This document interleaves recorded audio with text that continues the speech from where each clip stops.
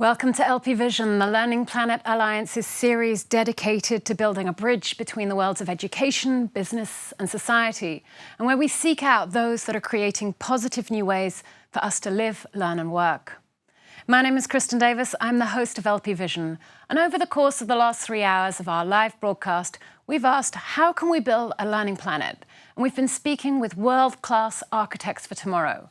People that are shaping and creating the way we live, learn and work. We seek them out and bring them to you because at the Learning Planet, we believe that education must go beyond the traditional classroom and curriculum so as to enable us to learn to take better care of ourselves, each other and our planet. Hi there, my name is Reem Najjar. With Kristen, I co-host LP Vision. And throughout our LP Vision episodes, we've been highlighting 3 areas we believe are the building blocks for a learning planet: intergenerational societies, lifelong learning, and transformative action. We've been hearing from young architects for tomorrow, young game changers from around the globe, because at the Learning Planet, we strongly believe that the youth play a critical role in building the future of education. And so giving them the mic and hearing their voices is an intrinsic part of everything we do. And that's exactly what we're doing now as we invite Raven Frias, a Learning Planet Master Student and Youth Council member, alongside François Taddei, founder and president of the Learning Planet Institute. They will identify the key points and learnings they picked out from our architects for tomorrow, and we want to hear how their perspectives differ and align. They're also going to tell us what, as architects for tomorrow themselves, they're working on, and specifically about the Planetism University initiative. Raven and François, welcome to LP Vision and this recap episode on building a learning planet. We can't wait to hear your takeaways from our 3 episodes for living, for learning, and for working. Thank you so much, Reem, for that wonderful introduction. Thank you, Kristen, as well. Again, I'm Raven Frias. I'm an education activist from the Philippines. I'm a Learning Planet Youth Fellow, and now I'm also a master's student in learning sciences in the Learning Planet Institute, and I'm honored to be here, joined by François Taddei, the CEO, the Chief Exploration Officer of the Learning Planet Institute. So, François, all throughout this day, we've been hearing voices from game changers from all around the world, nonprofit organization leaders, teachers, young game changers, leaders in their own way. And I wanted to ask you how you felt from all the sharings that we've been hearing. I've been amazed by the quality and the diversity, and I really enjoy the fact that it was very intergenerational. We got, leaders of international organizations like Stefania Giannini and Director Marwella, but we also got, amazing young people, down to 14-year-old. And, I love. We heard about eco-anxiety from the adults, but we heard about eco-hope from the youngest person that was presenting. And I really like this contrast. And I really believe that it's this intergenerational co-construction that makes me very hopeful from everything that we've heard. I definitely agree with you, Francois. For me personally, I felt mainly 3 things. I felt very empowered because I now know that there are people all around the globe that are very passionate, working towards education, changing it. And these people are younger than me even. I'm 24 years old, and I'm very empowered to know that even 9-year-olds, even 13-year-old children can already contribute to changing the way we learn and the way we teach. I'm also very excited to know that we have platforms such as the Learning Planet Youth Festival to convene these game changers and talk about action points and talk about collaboration. And lastly, Francois, I feel very challenged. I feel like we live in a very critical time, as we heard from today, and all the steps that we've been taking together and all the steps that we're going to take in the future will be very crucial for the future generations. And what about you? You are an architect for tomorrow yourself. What are you building? Well, first, I think that everything that we can build is going to be built together. Okay, I don't think that any one of us has the ability to do everything. Okay, what the only thing we can do is maybe co-construct. Okay, is taking the time to talk to one another, hear everyone's need, everyone's resource, and see how they can be combined. You know, we heard, for instance, about the ikigai. Okay, the ikigai is for every individual to align with the needs of the planet and the resources that you can find in your community, but also the resources that you have and the resources and the needs that you have. And if you can align these needs and resource at the personal level, at the community level, and the planetary level, then I think there is a big hope because we can together converge. And I think that's typically what we've heard not only from our friends developing the Ikigai program here, but from the students wanting to have more curiosity-driven things, or be able to explore the possible. And I think that creating a space for students to explore, to be curious, to dream, and to turn their dreams into a reality is really what I think we should aim for. I mean, we've done a part of the path in building the Learning Planet Alliance, in building the Learning Planet Institute, but indeed, I think we've heard briefly about the idea of planets in university, but I'll be interested to know for you as a student why there is a need for something like this. Why do you feel like a planet is, and why do you think we should move forward with these sorts of ideas?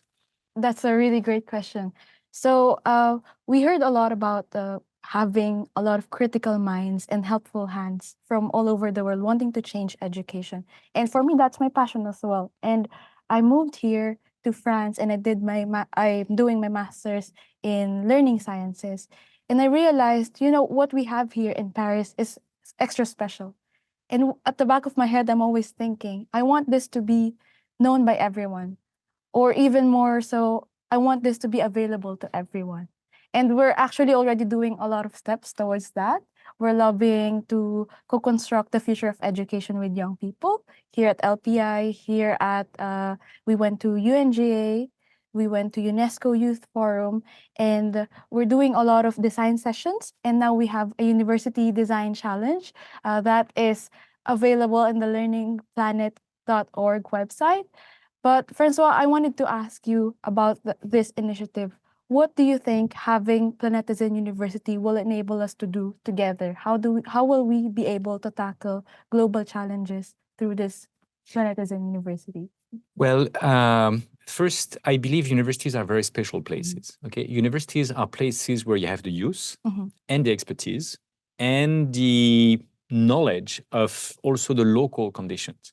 Okay, so there is amazing universities across the world. The thing is that they are not evolving as fast as the world needs and as the students need. And so I think that, universities do research on nearly everything, but very rarely on themselves, on their mission, and on what they can do to empower the youth in the age of AI, in the age of climate change, in the age of, COVID and all the crises that we've heard of today. And so I think that a Planetizen University should be designed for the 21st century and for your generations and the generation to come. Exactly. And so, universities are historically been designed by, older white men like me. And I think that, being in positions of power, they've optimized the structure for themselves much more than for, your generation. And they were not historically very inclusive places, say women took centuries before they were accepted in universities. So if you were to redesign with youth and especially with women from all over the planet, how would you do that? Typically, if you take into account the needs of Afghan women, for instance, that are typically still deprived of higher education, how can we do these things differently? Can we hear the students' voice?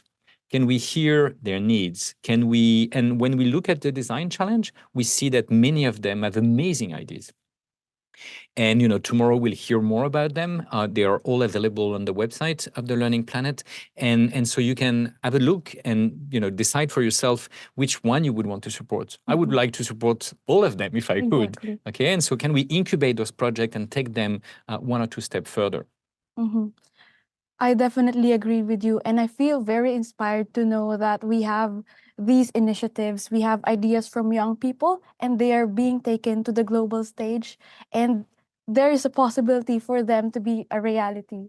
So I think that's my key takeaway from today, is that individually, we can do a lot of things for sure. It's like patchwork, it's like sewing. In itself, it's very beautiful, but if you put it collectively, it definitely belongs to a bigger picture, and it's more beautiful, it's more impactful that way. What about you, Francois? Do you have any final message or key takeaway from today? Oh, well, I really like your metaphor of sewing or even weaving, because if each of us weave in, different threads, we've heard beautiful threads today, okay? If only all those threads could be, woven together into ever larger fabric, we can build a new tapestry for the future. And I don't know if it's going to be a flying carpet or whatever else, but I think we can invent something that is scaled. And so we are basically trying to see this. And I think that, this ability for co-designing the future together and doing in this intergenerational way, I think is quite powerful. And we've heard amazing people from different generations. And I want to underline the fact that the institutions were also there.